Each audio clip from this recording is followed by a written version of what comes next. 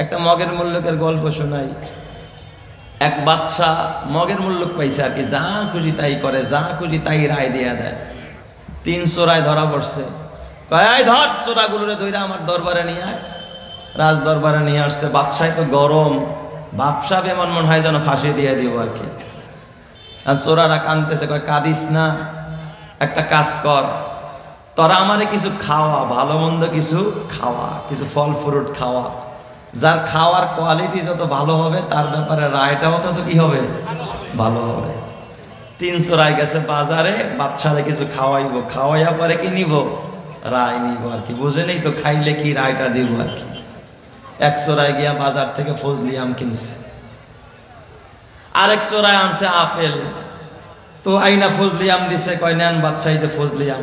বাচ্চা কাইটা খাইয়া কয় বাহ চমৎকার তো, রসালো আম, কি মজা, রাজশাহীর আম, খুব মজা লাগছে।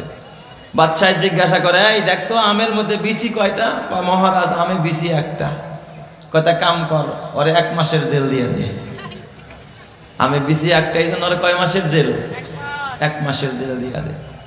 যেই চোরায় আপেল আনছে, কয় দেখ আপেল কাইটা, আপেলে বিসি কয়টা? খুঁজা টুজা দেয়, আপেলে বিসি হয়েছে 4টা। কয় যেহেতু আপেলে 4 বিসি হয়েছে, ওরে 4 মাসের জেল দে। পরে দিছে কয় মাস? 4 মাস। কি সুন্দর রায়, দেখছেন অবস্থাটা। এখন 2 চোরাই পয়সা পয়সা হাসবো না কাঁদবো না নিজেরাও জানে না, কারণ যেখানে ফাঁসি হওয়ার কথা সেখানে 1 মাস আর 4 মাস, এটাতে কোনো ব্যাপারই না। কথা কয় না কেন? এটা অন্টুর ব্যাপার না। পয়সা পয়সা আলাপ করতেছে, কিছুক্ষণ পরে 2 চোরাই চিৎকার মেরা কান্না আরম্ভ করছে। বাচ্চা যে গায়ে বেটা, একটু আগে হাসলি আবার এখন কাঁদোস কা? কয় মহারাজ কাঁদি তো কাঁদি, আমার নিজের দুঃখে কাঁদি না, আমার আরেক জাতি মেল্লিগা কাঁদি। কয় কেন?